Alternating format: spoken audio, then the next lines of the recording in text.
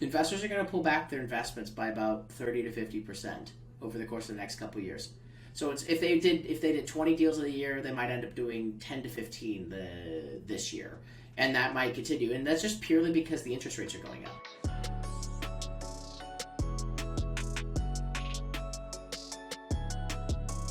All right, folks, we're back for episode 31. This was actually a childhood hero, if I may say. We have a Forbes 30 under 30, a Northwestern grad, a published author, and now a co-founder. Are you founder? No, you're co-founder, president, running Octane AI. Ben Parr, welcome to the show. Hello in the universe, everyone. Thank you for having me. Oh, absolutely. And so, as always, I'm in the marketing HQ out here in Austin. Where does this podcast find you today, Ben? I'm currently in a lavender field. Isn't it pretty over here? I just set up a desk here in person, making a whole thing. You know what, though? Like, if we needed to go and, like, change scenery, I could be inside of some kind of teleporter, or I could be in the Wild Wild West, or, for those who are just listening, they're like, what the hell is going on? I could be in a rainforest. It's so beautiful over here. That's not bad. I know. How do you transport yourself? How are you doing all this sorcery? So this is actually one of my favorite apps, but give it the plug. We're both users of a company called It's MMHMM. It's by one of our investors at Octane Ai, Phil Libben, the former founder of Evernote, and it allows you to do some super amazing things like change the backgrounds or put up different words like I just did right here, or even put up screen share right in the middle, like this amazing case study about how Jones Road Beauty makes 7 figures every single month from a new ad flow that involves TikTok ads and an Octane AI quiz. I'm good at plugging. Shout out Cody Plocker. Love me some Cody. And Joanne and Eli. I mean, it's a whole dream team over there, just as a complete aside. It's not bad, is it? Eli's actually been on the podcast, one of our most downloaded. He is just an absolute gem of human. I haven't got to interact with Joanne that much, but I'm sure she's an absolute crusher. Cody is really building out there. What an incredible story there. But we'll get to that later. We want to talk about you, customer. The story of BP here. So you went to Northwestern, right? Right, Northwestern over in Evanston, Illinois. Yeah, absolutely. I went to Indiana, so same conference. You were always the smarties, the Big Ten smarts. I feel like what'd you study? I was trying to just think on the side, who's been the better football team the last 10 years? I feel like we probably have won. I bet you it's us, but I gotta check. It hurts. It hurts. We're supposed to be a sports school, and you guys are supposed to be the nerds, and the academics and the nerds. Killing me. You're killing me here. You have to play Ohio State and Michigan State and Michigan every year. So that's the problem. It's a dirty little secret. When we would have Ohio State as a home game, because they have kind of colors close-ish to ours. That's when they would take the overhead photos, so the stadium looked full, because the Ohio State fans would travel, and the stadium would never be full without that. But that's not here nor there. Oh, yeah. What'd you study while you were at Northwestern? Science and human culture, political science, and business institutions. So 2 majors and a minor. Oh, very, very cool. And then you also wrote a book, right? Captivology. It was actually named the marketing book of 2015 by Strategy and Business magazine. Tell me a little bit about that adventure. So I did many things between college and the book, because I was the editor of Mashable for 4.5 years. Wrote 2,446 articles in my 4 years there. Did a small VC fund on behalf of celebrities into early stage startups, which is its own story. I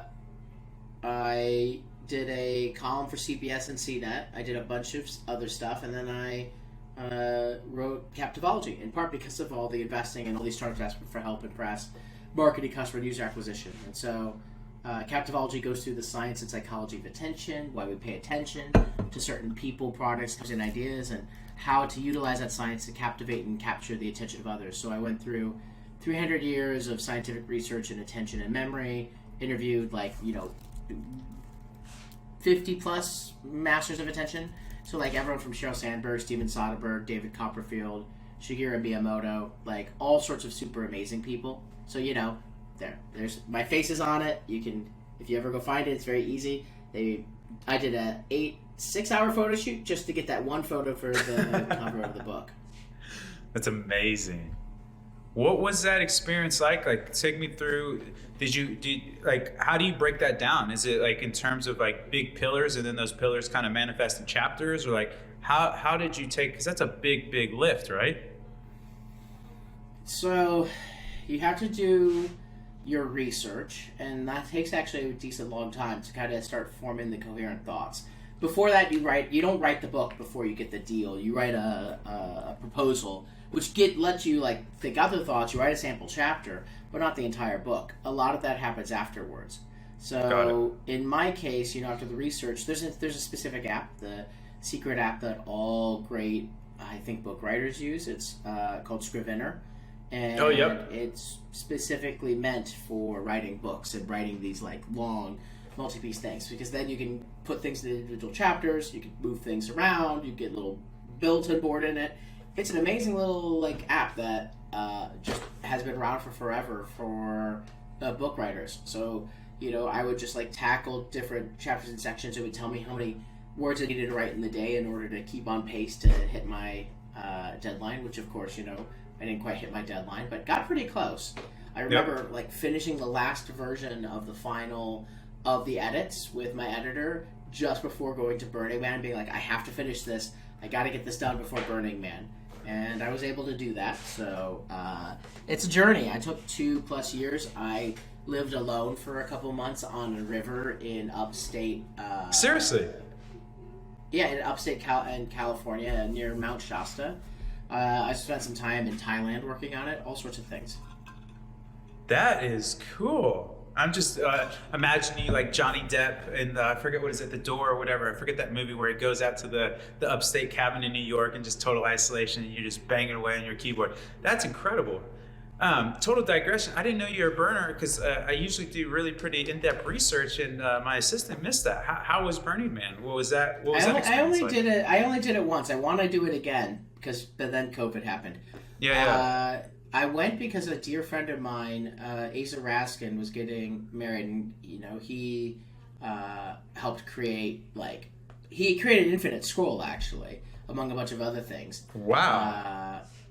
He was the chief designer over at Firefox, but he was getting married. And I'm like, I got to go be there, and I wanted to go there, and I went with my friend Sarah Burr, who was a TechCrunch at the time, and we just drove in my truck filled with stuff. We had we found a couch on the street. We put a couch in the back. Drove all the way through.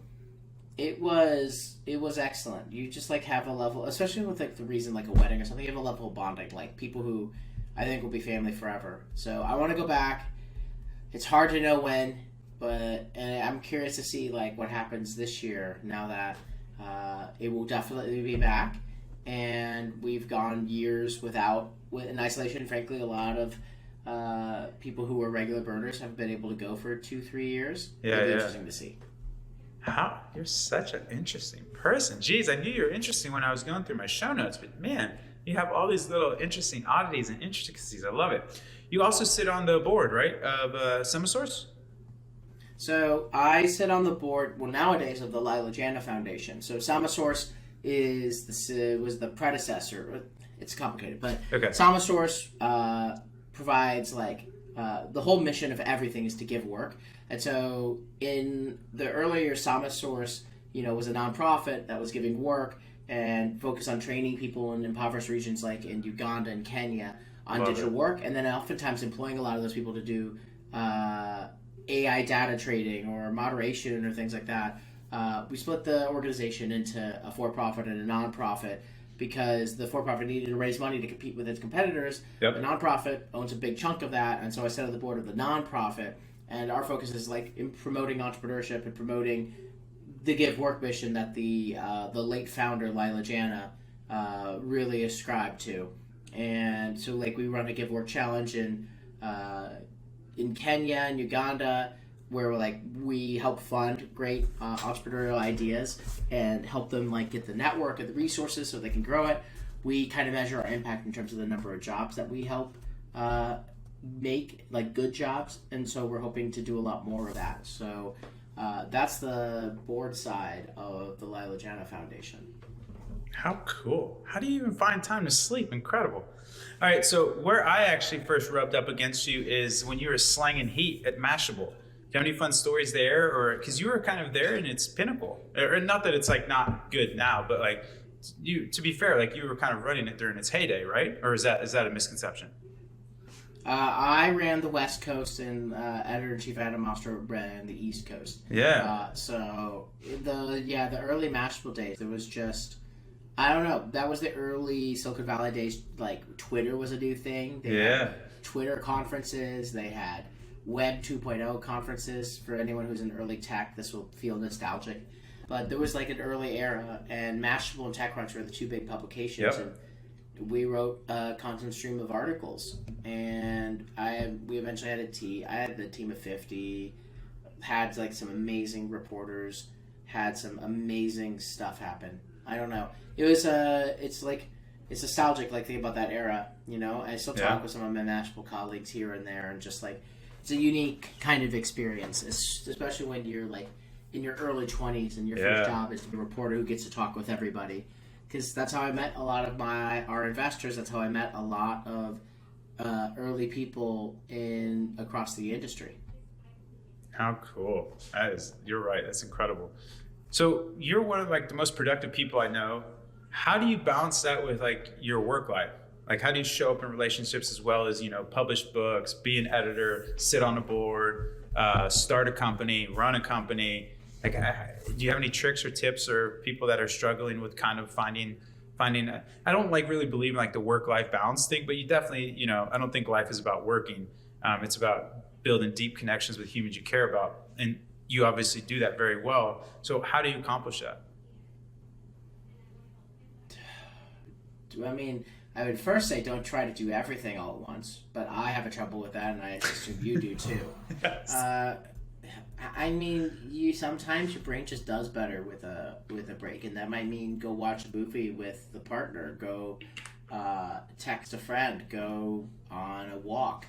It kind of just depends. I feel like over a longer span of time, like I have done a bunch of things, but I did try to like when I was doing Captivology, I tried to focus just on that, and you know that helped me compress like the time frame, and then it helped me add things, and then there's like, you know, a level of automation to certain things, you know, like you can get like, you know, have assistants and all that kind of thing as like help, but there's like automation that can help with like making things happen, creating like, you know, I'm trying to currently make it so that I make it easier for myself to make investor intros to companies that I either advise or have invested in, and having a whole CRM for doing it. And eventually I want to have like a system where I could just like click 2 buttons and then it'll just like send off the email, and that's what I'm trying to get to in the like pretty near future. But like, you know, the more automations like that I can go and build, the like more time I can go and get back, and the less daunting the task. The other one being just send the thing immediately. Like you get a text, just send back. I still make that mistake. Just like don't think, like you can only think so hard, you know, like send the response back, like at least acknowledge something. A lot of times some things only require a couple words. You know, obviously there's a couple that require more thought. You need to have it keep going back to your inbox. But that stuff accrues and piles up mentally even more than in your inbox. That's so well put. Yeah, I can't remember who said that, but if it takes you under 3 minutes or something like that, just do it now, because to your point, not only does it accrue, I think it compounds, where it starts to almost clog up the system, right? Where these little things that are not necessarily meaningless, but you can just knock them out, and then I know when I get like all that busy work done or going, are you on the superhuman train? Yes, no, maybe ish? I haven't, yeah. Okay. Yeah, that I was going to say, actually, like certain tools do help you. Like I have a whole set of systems for different kinds of inboxes in Superhuman. You know, there's a whole set of different, like I have a set of different things in a Notion. I have a spreadsheet too for like tracking different personal habits. Ooh, I love which that. I'm not as great at doing every day, but I'm trying to get better at. But at the very minimum, it keeps them top of mind. Oh, I love that. It's incredible. I'm also a big Notion Power user, one of the most amazing tools. I love it. Okay, cool. Let's round out this main segment. One last question. What is the nicest thing someone's done for you? this is a interesting question. What is the nicest thing somebody has ever done for me?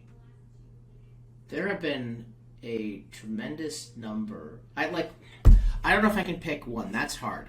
I could say that in general, one, like, I try to say this a lot. A lot of startup life is luck, not skill. 100%. And yeah, there's skill involved, but anyone who discounts the amount of luck that's required to have the right timing, have the right market dynamics, sometimes make it the right hire, is like kidding you. Like, a lot of stuff in startup world is just based off of luck. And I've gotten lucky being able to have super amazing experiences, go to super awesome places, receive super awesome introductions.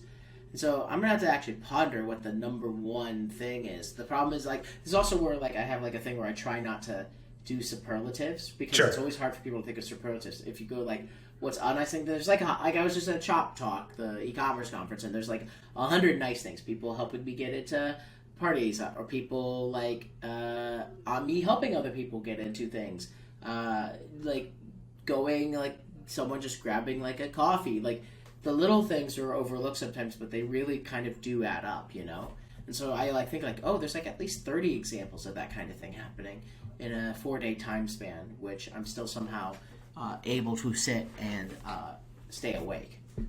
I love that. Yeah, I totally agree. I think there's definitely, 100% agree with you. I think the two things that are probably the biggest, like, functions in terms of success of a business is timing and luck. And luck is kind of a function of timing in a weird way.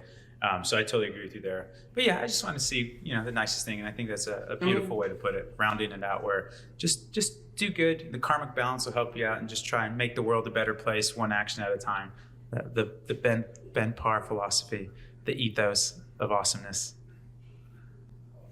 Yeah, I'm going to keep on thinking. I might have one later, and randomly I'm just going to answer one of your random questions with, I remember this one time, because it's a good question. The lightning bolt, it'll just come out of context, totally shift the conversation. It'll be fantastic. Ben, you made it to the first segment already, flying through. I love it. Okay, this is the reason why people bought the ticket. This is the value add segment. Let's get nerdy. Why did you start Octane AI? Was there like an aha moment? And then you had a little bit of a pivot as well. So if you can tell people a little bit about that. So my co-founder, Matt, came up with the original concept for Octane AI, which I feel like we have evolved over time. I like using the word evolved, but the core idea has been the same, which is the conversation between consumer brand has been fundamentally broken for forever. It's been generally a one-way spam kind of filter of like, I'm going to just blast you with an email, and we not personalize in the slightest, versus like your human interactions. We're literally personalizing our conversation as it goes. That's literally just nothing but personalization. But our communications with brands should be the same. It'd be better for the consumer, it'd be better for the brand, it'd be better for everybody. And our first attempt at this was chatbots for Messenger. And we did this for artists and celebrities. We raised a bunch of money. We did it with all sorts of brands. But it really became clear to us that it was our e-commerce customers that were getting the most benefit. And we were working with some amazing e-commerce stores, and realized that this was just like an amazing industry there, where this level of personalization was actually like really valued, and they were on the forefront of things. We started with Messenger there, but it evolved into what we are now, into our quiz product, into our zero-party data platform, because all of our customers were trying to build quizzes, and they were like hacking Facebook Messenger to do it, and we're like, why are you doing that? And they told us we really want to put this on the website, but it's not easy. It costs a lot to do custom builds. Custom builds are require lots of engineering power to even just update. Doesn't come with integrations. We're like, we'll build that. We'll use the same technology we used to do Messenger to build the quiz product, and we did. And we built this quiz product because we saw this giant hole where everyone was looking for a solution to help them make it and launch a quiz really easily, and to get the analytics and the back end for it. And that worked out, as you can imagine, really well for us. We are by far the largest platform of our kind in Shopify. Shopify itself is a customer of Octane AI. You can go take their hardware quiz. There you go. You have to have hardware.shopify.com. I'll have to go and pull it up in my little thing in a little bit. But we even have a case study actually on Octane Ai where you can go and do that. But we've had like more and more brands coming to us, especially in the last like couple months. So we'll talk about Jones Road again for a second, our lovely mutual customer. But Jones Road Beauty, they saw this is for those who don't know, it is Bobbi Brown's new skincare brand. Very successful, but they were using Facebook ads, and that has many of us know. Facebook ads have dropped like a rock. 40% decrease in return on ad spend since iOS 14.5, since people could opt out of data tracking. And so e-commerce brands have been looking for an alternative. Jones Road switched their Facebook ad spend over to TikTok, and they send that traffic instead to just a landing page. They sent it to an Octane Ai quiz. So they have this like beautiful quiz where they ask about like what kind of they're trying to ask what kind of skin do you have, what kind of things like that. And they're doing that. What they found was like by having a quiz as like the landing page for themselves for their TikTok ads, it actually drove a lot more traffic. It drove a lot more. It drove a lot more engagement. It drove a lot more conversions, especially. I think somewhere around 80%, 85% plus of people who start the quiz complete the quiz. 15% of those people actually end up making a purchase, and that's those are huge numbers, right? And for them now, they make 7 figures a month from that flow. They get a 3.5x plus return on ad spend from it. It's a real alternative to Facebook ads, and that's really what we have found as a real piece of our product market fit, which is if you've had trouble with your Facebook ads or ads in general, and you're looking for better conversion, and you're looking to have data that you could use for the follow-up segments, more personalized email, more personalized text message. That's also a big part of what's driving a lot of sales and a lot of revenue. That's what we do. That's what our software does. And so, a brand here, I'll actually even pull up, brand will build a beautiful quiz this to this is Jones Roads. They'll be able to ask key questions, learn about the customer's preferences, make a really targeted recommendation, use that information to recommend really useful products to customers, and then can send personalized emails so they don't email you about things that don't make sense for you and your brand. So that's the Octane Ai story in a nutshell. Yeah, that's wonderful. And another thing to pump you up even more, if you don't even need more pumping up. I mean, you're in the stratosphere already, but the customer value is also much higher as well. So Cody shared some numbers with me as well, where people that convert just straight up through a Facebook ad versus people that convert through the Octane Ai quiz, the AOV and also LTV, so the longer term value, lifetime customer value, is much higher with the Octane Ai. Yeah, is this the case study is wonderful. We'll link it. This is the case study over on Octane Ai, because some specific numbers too. This is only in a 3-month period. 2.5 million zero-party data points. 82% of people who start a quiz complete it. 15% make a purchase. But yeah, you're right. One of the biggest ones people don't even think about. The customers who take a quiz increase their AOV by 50%. Yeah. And this is true across the board. We have customers 20 to 50% increases in AOV, plus the emails that they captured. It's a much more likely people are going to give you an email that way than say through a pop-up. Yep. And that's another reason why a lot of customers go and use us. I love that. Yeah, and so ultimately it's so interesting though, because you're still adhering to your original thesis. It's just the mechanism is different. Right, and I think we'll continue to adhere to that thesis. Yeah. And continue to build on top of that. Because for example, we want to build a new set of integrations and make it possible for our customers to leverage the zero-party data for everything from more personalized email and text messages, which is a big focus today, to more personalized websites, to using AI to give to do some super cool things like automatically. I can't even quite talk about it. There's some super cool things on the AI side, but also being able to leverage the data in other platforms to do, let's say, maybe you want to have some advanced analytics and some kind of awesome product that's utilized by marine mammals. That would be super awesome too. Stay tuned. Coming soon. You see the subtleties there. This man, his vernacular is incredible. He can talk around somebody and instantly know what it is without saying it. The communication skills on this one. By the way, I'm super clear. I'm talking about platypuses. I didn't even know. It is. Congratulations! It is for those listen. Just so you know, today is April 1st when we're recording. So I just want to say congratulations on your rebranding to Triple Platypi. So I'm really, really excited for the new platypus logo, the new platypus everything, and all the egg memes that we're gonna have now. It's great. It's a great rebranding. I love it. Well, we figured, right? What's better than a whale or platypus? Why not? Why not? Amazing. We should have ran with that. Oh, that's incredible. What's been the best parts and hardest parts of running Octane? Best parts is amazing people and like all these like and amazing customers, and like in the last couple of months especially, we've seen so many more of our customers, you know, publicly like talk about us, talk about what they've been doing with their product, and like getting to see like an ecosystem develop is amazing to like behold, and really both not even enjoyable, it's just it's an honor almost. Like it's hard to describe the feeling. You're like, oh wow, like they're using our product in ways I would have imagined, and now there's hundreds, thousands of people talking about it. The hard part is always just like startups are hard. There's an up and there's a down. We've had ups and downs. So we've even publicly talked about like, you know, one where like when Facebook shut down the Messenger platform due to Cambridge Analytica, and we had to do layoffs. We nearly died. We survived by the skin of our teeth, and then we were able to grow again. But that kind of thing ages you very quickly. So there's a ton of like they always talk about this. Like I always talk with investors and founders. Like the roller coaster for being a founder in an early stage company is super high highs, super low lows. If you're a VC, for example, like the highs are not as high, but the lows are definitely not as low. Yes. Which is probably why a lot of founders turn to VC after they do a company or two.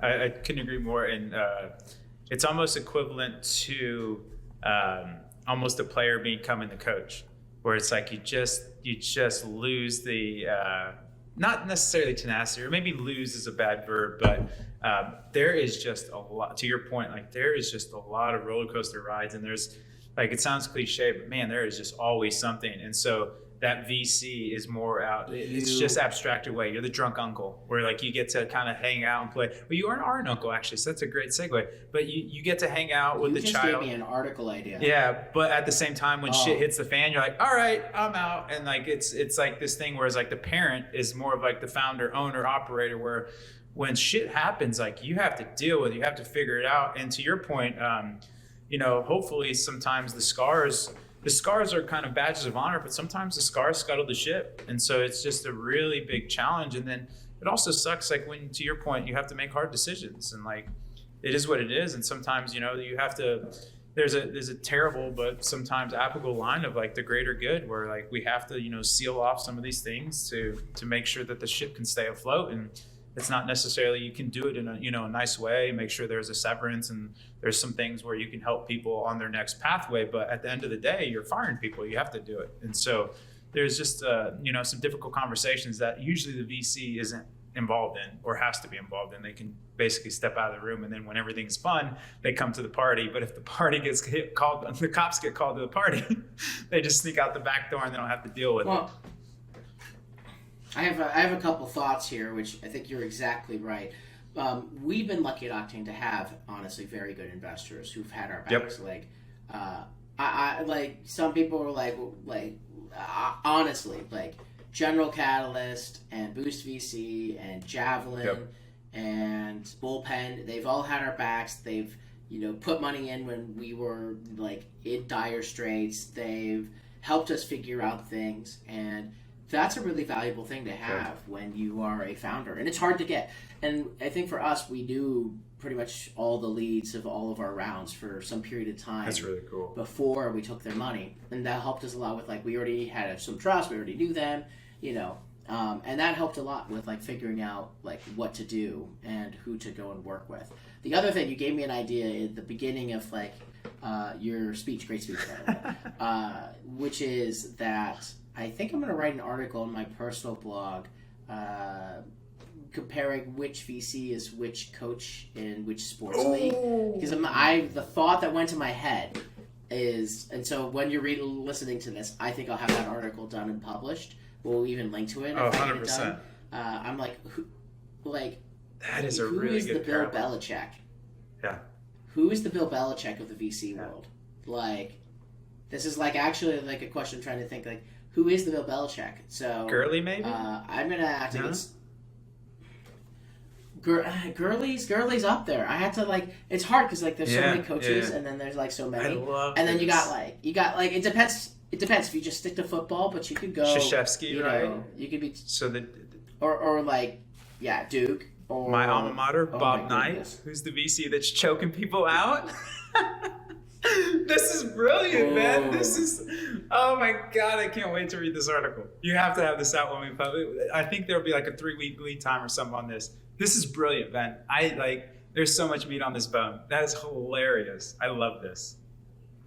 Breaking news, people. I think I figured out who, I was just like thinking through some of them. I'm like, okay, I think I know who Kirsten Green, a Forerunner, would be. I won't reveal yet, but there's a whole set of them, So this will be fun. Oh, it's super fun. And now that you're kind of walking it through my head, the analogies are really actually incredibly tight because there are certain types of coach. Like, for example, Bob Knight wasn't going to really take a super talented team, because he didn't deal with a lot of crap. Whereas like a Krzyzewski or a Roy Williams, ex-UNC person, he wasn't going to make a C player into an A player, but he was incredible at one, recruiting A players, and B, making sure those A players coalesced into a championship level team. And so there's so many interesting parallels here. Oh, I love it. Look at that big brain energy coming from BP. Let's go. I love it. Okay, next question. How do you see the next 2 to 3 years unfolding in e-commerce, specifically kind of like the DTC Shopify space?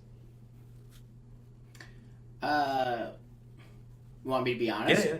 Bumpy. Yeah. We will be bumpy. Yep. It's already starting to happen with the ad issues. So 2020, most incredible year for e-commerce ever. Yep. 2021, supply chain issues, choked some. iOS started. This year, the iOS stuff is starting to compound more. Yep. Some brands really are starting to figure it out. Of course, the ones that are using Octane Ai and Triple Whale, Triple Platypi are doing the best. Is that really the plural for platypus? It's platypuses, technically, Okay. I believe. Okay. It's not platypi. So I like platypi I've better, been corrected on this before. I like platypi better too, but I think it is actually technically triple platypuses, which doesn't roll off the tongue as well as triple platypi. Yeah. So we're going to go with triple platypi. Better branding. but we can have fun, but there will be some difficult times because the market is there's some things you can extrapolate from the market. And I had this conversation at Shop Talk with a whole bunch of investors. Investors are going to pull back their investments by about 30 to 50% over the course of the next couple of years. Yeah. So it's if they did 20 deals of the year, they might end up doing 10 to 15 this year, and that might continue. And that's just purely because the interest rates are going 100%. up. And so what happens when the interest rates are going up? I know I'm going to hardcore economics. No, I love it. But when the interest rates go up, the people who invest in VCs, which are like family offices, wealthy individuals, they put more of their money towards bonds and things that are safe, but those have higher return when the interest rates are up, and less into VC. Why we've had so much money in VC in the last 10 years is because the interest rates were so low. So you would get no return on bonds and some of those instruments, and so you put more money into things that were higher risk that turned out to be higher reward. And so some of that money will pull back. Some early funds will perish. Some bigger funds will raise smaller funds. And it's not clear how long that will last or how difficult that will be. But it's going to have an impact on everything. Yep. And so I think it might mean people might spend a bit less because they will have a little bit less cash in their pocket or have to pay more in interest rates. For some people, it's going to require just be harder to fundraise to continue to grow your company. But I also think that for the ones who build real product value and are able to find economics that work, you're going to end up really in a really good place. In part because there are frankly probably too many companies in too many verticals, and if you survive the next couple of years, you will end up being in really great shape and having an even bigger market to own and control. So it's going to be bumpy is the word. Some will go way up, some will go down. It'll be a little bit unpredictable, but you can rely on the fact that probably VCs will put down less money because interest rates will go up. And when interest rates go up, there's just a set of things that always happen every single time. and you just have to track it, and it'll probably be like that for a couple of years. I mean, I think that you're like on NBC Finance or something right there. That was just an absolutely wonderful rant. I think it's absolutely spot on. And also inflationary pressures are a real thing as well, where we're kind of running away with that. But I think you're right. And in a way, like obviously you don't want people to not do well, but I think there will be a wave of creative destruction where there's just some people that were basically growing a business off of ad arbitrage, and that hyper growth is just non-existent anymore. Like I think if you grow your business 50% year over year this year, you're killing it. Like you're doing really well. And to your point, I do think there's actually going to be, I do agree that the deployment of capital will probably be less, but I think there's going to be a concentration in the people that are doing well, because they do, like you said, have those sound, robust economics, and they can kind of like, if a company can do well within this type of forecasting, in a bull market, it's cocaine and champagne. And so like, if you can get in now, if you're willing. Yep, exactly. Yeah, I was gonna say, you're willing to make more bets when it's just more free flowing money, and you have so much more capital to deploy, so you're willing to put it into more things. Less capital, you're gonna put it into fewer bets, but you're gonna pick the ones that really do have the traction. Yep. So that will be, if you are really executing, you will always still be able to raise money and do things. And if you have the ability to get to profitability or are profitable, you're in the best shape. You have control over your own destiny. Exactly, and that's the irony of financing. Like the bank will give you money when you don't need it, and then when you do need it, nobody will give you money. So it's this very paradoxical thing, but that's so well put, man. I love it. I love it. I love it. What is the biggest mistake you see when people start or found a business?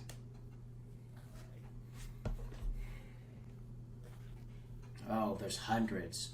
Can I just list a whole bunch? Yeah, just go rapid fire. Because I advise a bunch of amazing startups, which I don't even try to go and do that. It's just friends or people that I really like end up starting companies, and I can help them, especially maybe on the fundraising side or on the marketing launch side.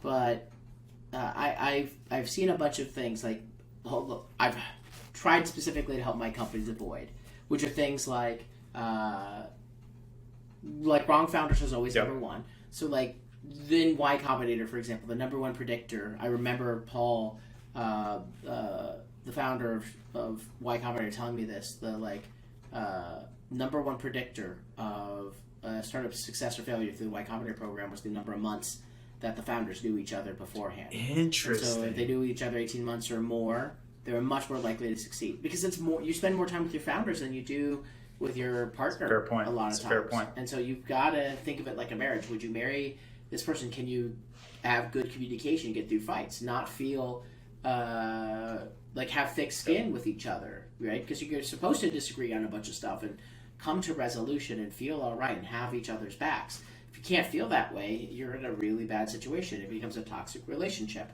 It's always the number one thing that kills startups. But there's a whole bunch of things.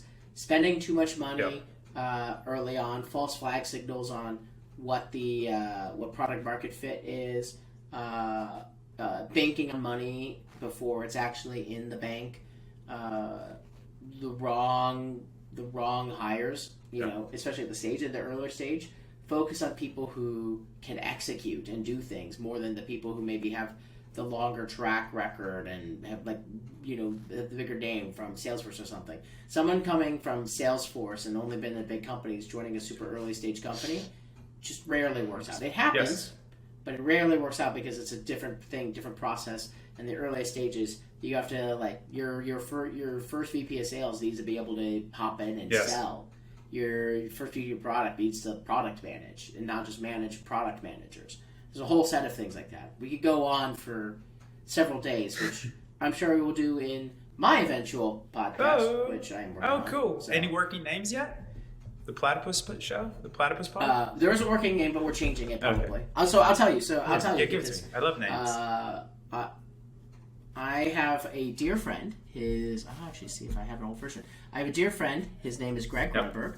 He, if you've ever watched the show Heroes, Alias, or the new Star Wars movies, you will recognize him because he's the mind-reading cop in Heroes and all that sort of thing. And him and I have talked about doing a show for forever. And so we've talked about a show. Its working title will change called Vested Interest. Ooh. So there's Greg, there's me. And so we're going to demystify key business topics for the average entrepreneur, like, what is an NFT and why should you care? So we're going to have a very special guest for that one. Or how does, like, the restaurant business work, or the business of entertainment, or how do you exit your company? And there's a whole set of interesting things. And so, we've built there's a whole beautiful studio built. There's a whole bunch of other stuff. We're lining up first guests. There's a lot of stuff. So you can sign up at vestedinterestpodcast.com. The name might change, but the people will. Oh, I love this. Let me know if you're taking some sponsorships. I got some sponsorship dollars. This is incredible, Ben. That looks amazing. I love the hat, by the way, too. You and I will talk right after this. I love this. Ben, you made it to the rapid fire section. Can you believe it? Even though I'm such a fan, I gotta hit you with it. Are you ready? All right. I'm ready. Here we go. Let's do the thing. Writing a book. Overrated, underrated? Underrated. Something that you have to do. I'm not going to do coincidence. Something that you should do once in your life. Love it. Going to university. Overrated or underrated? Very dependent upon you and your things. I value my personal going, but it won't be for everyone. Love it. Forbes 30 under 30. Overrated or underrated? Underrated, actually. I love it. Overrated from the perspective of, it's a amazing whatever award.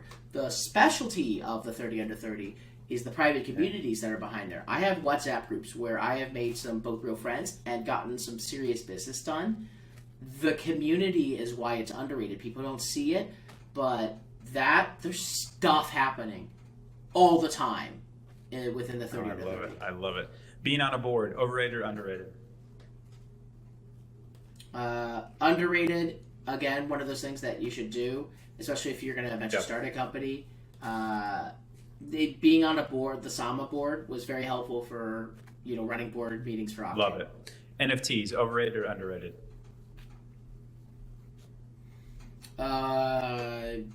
Overrated right now, underrated long term. I would overrate, the random drop of bears that do something, or cats that do something, or whatever animal is in vogue at the moment. But the use cases that I'm actually much more interested in are underrated. But the example I want to see, I know people working on, is for ticketing, for example. The ticketing system is fundamentally broken. But an NFT means you can have your own verifiable ticket, and you can put limits on what the resale price is, and the venue can get a piece of the resale price and can limit how many times it can be resold. And so you can have verifiable pieces to each part. The venue wins, the consumer wins, especially if you could cap how much they can resell for, and the artist could say, I only want to have it be allowed to resell for 15% more. That's in everyone's best interest. That's the kind of use case I want to see with NFTs that hasn't happened yet, that bothers the crap out of me. I love that. That's big brain stuff. Incredible. Founded a company. Overrated or underrated? It just depends. It's not for every. Everyone aspires and dreams, but it's much harder work and much more painful. If you're gonna do it, it's a commitment of minimum 5 years of your life, but up 15 plus. And you got to think, you're starting a company at 25, you might be doing it at 40. Are you okay with that? And some people, the answer is no, but they try to go in anyway, and then they realize, oh crap. So again, it's one of those really dependent upon you. I can understand a lot of people want to go and do it at least once, but it is a bit overrated in a bunch of ways when there's easier ways to make money and to live a fulfilling life. That's so well put. I love that. Your answers are so eloquent. They're fantastic. What gave you more gray hair, Mashable or writing a book?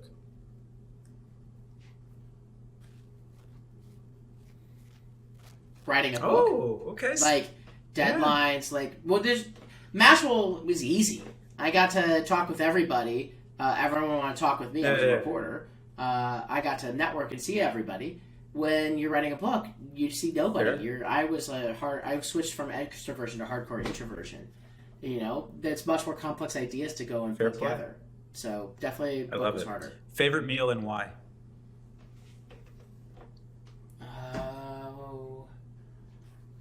I don't know if I have a specific favorite meal. It just kind of changes. You want a comfort food. Maybe it's something like a pad thai. I love to cook a paella. It's when I want to be a little bit more extensive. or make a shakshuka for Oh Saturday wow, you just breakfast. went across like 3 different cuisines there. Wow, your culinary delights, incredible. I mean, sushi. You know, was lucky enough to have some Nobu over in Vegas for Shop Talk, and you can never go wrong with some miso cod, some crispy rice with spicy tuna, and some like very fresh I sashimi. love it. But come out to Austin, we'll go to Ichiko. We'll put you up. It's good stuff. Favorite theater? Movie theater, Or like you go to a lot of plays, right? I saw you have a lot of playbills on your Instagram. Because my girlfriend's a playwright. That makes sense now. Award-winning Oh, wow. playwright. DeborahYarchin.com. I'm gonna go plug her. She checks the traffic all the time on her website. So I'm like, can I just break her brain one day? In fact, this would be a good way to do it. I had to think, what's my favorite theater? I'm thinking through. There's been a couple of theaters we've been to in LA recently. There's one across the street from me, the Kirk Douglas Theater, which is a beautiful theater. The one over at UCLA, top of my head, I can't remember its name. And in New York, there's just like 100. It's more like I think about the plays more than the theaters. The theater is transformed by the right director and the stage manager. Ooh, I love that. Well, moving right into that, what's your favorite play or show that you've attended? Oh, I don't even know what's the favorite. There's been a couple that Deborah's taken me to. I'm gonna forget some of the names. I remember Slave Play being very fascinating, which is now on Broadway. So I suggest worth seeing that. I'm trying to think of more of a recent one. There was one, I can't remember the name. It was about adoption, and I'll go and find the name. But it was so well, had audience interaction. It was so well done. And then of course, I love Drive, which is one of Deborah's newest plays, which is about a group of truck drivers who lose their jobs as self-driving trucks and go through the social, economic, and political consequences of the rise of automation. She also has an amazing play called Preservation, which is also somewhat about technology and the consequences of AI, but also hilarious. So I'm going to just say Deborah plays. So Drive and Preservation, go check them out. I know there's some premieres happening in Vermont and in Canada and a bunch of other places. Look at Deborah, you got yourself a good one. Ben is the hype man. He is killing it for you. I love it. Favorite in-person marketing event? I know you just went to Shop Talk in Vegas. How was that, or do you have any other favorite ones? Well, Shop Talk is like the biggest one for e-commerce. So I'm not gonna tell you favorites. Hard and subjective. I would say it was nice to see lots of partners, lots of customers, lots of friends. Chill with Jason Wong and Joe Lashes. T-Dub customers. But it was tens of thousands. It was crazy. 10,000 people. I was so tired. Everyone was so tired. I still regaining my voice after that. I've had lots of opportunities to have amazing conferences. One of the most amazing ones is Founders, which is run by the Web Summit folks, which they now do in Portugal. But I was lucky enough to be able to attend several amazing Founders, which is happens right after Web Summit, and just get to. I just remember. I haven't name drop you one. This is my only name dropping thing here. I remember at a table for the opening, they rented out the cathedral in Dublin, and I was at a table and I had Patty Cosgrave on one side, and I was facing Bono, and I think right to his side was Elon Musk, and I was just like, why am I at this table? Why does that make any sense? And then the founder of Riverdance was up on stage. It was this way. I was sitting on this side. The founder of Riverdance came up and had a private showing of Riverdance for everyone, right up over that way. So I've had a bunch of those opportunities in life, and I have that one was an interesting table of just this makes no sense at all. Wow, what a fun story. Favorite place travel to and why? I mean, I'm a Thai citizen. I love traveling to Thailand when I can. I'm always about trying to do new places. Tokyo's next on the list. I've never actually been to Japan more than an airport transfer, which bothers the heck out of me. We planned to go 2020. I really desperately want to go. But Thailand, I want to see family. You get the most beautiful beaches in the world. You have just amazing food for really cheap. You have amazing people. You get yourself some Thai massages. Nothing better. Love it. I love it. Favorite follow on Twitter? Ooh. I mean, am I allowed to say my co-founder Matt to start? Also, my favorite follow on TikTok. At Matt PRD. I mean, but also he has so many interesting, thoughtful insights. Great for anyone e-commerce to go follow him because he's just tweeting out gems. But he's also I could just see some of the tweets beforehand, some of the things beforehand. He's really thinking through what's going to be super interesting, what's going to be super helpful. It just depends. I try again. I'm a variety person, so I have a variety of super interesting VCs that are dropping super interesting insights. There's super interesting e-commerce people. We've already talked about Cody and Jason Wong, but there's a ton of super interesting people like Joanne Coffrey, also from Jones Road, is worth a follow. We have a whole list. In fact, we have these weekly events at 11:30 on Wednesdays where we have some of the super interesting people that our favorite follows, and we have them talk about their quizzes and talk about other things. We're having a whole giant, amazing group talk about Mother's Day. All sorts of crazy stuff. On Spaces or how do people log in? We do it on a Zoom, so there's octaneai.com/community. You can go and sign up. By the time this drops, the panel we're putting together right now will have already passed, but there'll be a recording. I can't say the names are crazy. We're just putting together the most crazy names into one panel, and we're doing that every single week, and it's just amazing. There you go, folks. Go get you some community on. All right, last one. You ready? If you could have dinner with anybody, dead or alive, fictional or non-fictional, 3 people, who would they be? You got a 4-person table. You're sitting at the head. You get to invite 3 people. Who are you inviting? I'm going to do 1 joke and maybe 3 real. Genie of the lamp, so that I can make 3 wishes to get anything that I want in my entire life. Plus, if it's Robin Williams Genie, it has to be Robin Williams Genie. That would be much more interesting. If it's Will Smith Genie, then I'm going to get slapped in the face. Zing! Oh, that's good. Oh, now you just got to Photoshop Chris Rock. That's amazing. We do have a great meme where my head of social is just on top of the memes. That'll be the cover art for this pod. That's amazing. I do have a prediction before I continue with the other 3 that there will be a Greenlit Hancock 2 and that Chris Rock will be in it, and that movie will make $1 billion. The slap heard around the world, huh? Or the slap that's printing that money. I mean, that's just good.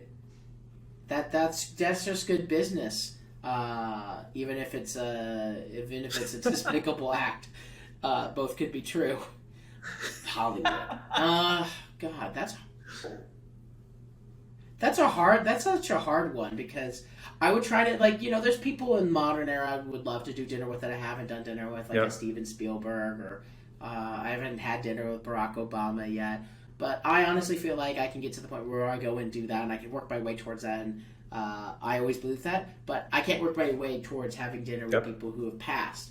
So I'm kind of curious to get the perspective of somebody you could pick an Einstein and all that, but I'm almost what was Julie? If I could understand Julie back then, we'll what normalize was the conversation. You can absolutely communicate.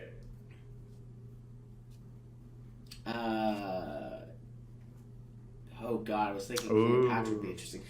Past world leaders, and talking about their thoughts and the eras and there's a large list. I have to go and narrow that one down.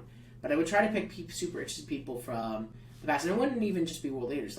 You're talking about you have Isaac Newton, you have Leonardo da Vinci. Here's your gun. He'd be one. You got Leah. You got the genie. You need one more.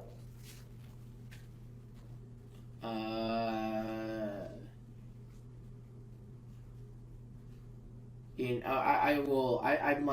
trying to think what's the ones that can help me answer questions. I guess I'm not gonna have a conversation with the first human. Whether that's it's interesting. You want to think it is. There's some, it depends, because I guess that would count because that's either It's either fictional it's or it's the first person, depending on your beliefs. Totally. So I'd be interested in like the beginning of the universe, and I'm probably not, going to ask for dinner with any kind of god because I don't think my mind could handle that. But the first creation is that's interesting. incredible. Noah, be interesting. It goes on and on in different religions too. There's interesting people across. Buddha would be super interesting too, actually. There you go. And that's a real life person. Buddha might actually so be you got your 3. genie. There you go. You got Buddha, and then now I'm spaced on the second one. Who's your second one? I forgot. It was Isaac. No, not Isaac Newton. Was it Newton? No, it was. We went Adam, Eve. We went through a lot of people, didn't we? You guys listen to it. You'll remember it. That was really, really interesting. That. Damn it! I can't remember forgetting. I didn't even get into the fictional. I didn't get into the fictional characters, which would be interesting too. The problem is, I already know intimately their fictional worlds. Are they going to tell me something about their fictional world that I don't even know? What is think like Final Fantasy, like Cloud Strife, Final Fantasy VII for the nerds out there. Like, does he know anything outside of like his world? Is he gonna be like this? Going to be like you ask him a question about what's outside the borders of the Final Fantasy VII breaking the third wall, right? Blanks, or does it? I know. But I want to like people from actual history. So we'll make up a list. We'll go make a teleporter. Can I pick someone from the far future? That would be even better. Pick a top scientist from the super far future, and then get all the key information. Maybe be like, how do I do time travel? Teleportation. It's a bit of the Back to the Future drives. vibe, right? But inverted. I like it. Yeah. Ben, you're one of the most fascinating people I've ever had on. I knew this was going to be a hit. Our listeners are going to love it. Tell people where to find you. Tell people how to get involved in Octane AI. This time is yours, my friend. OctaneAI.com. OCTANEAI.com.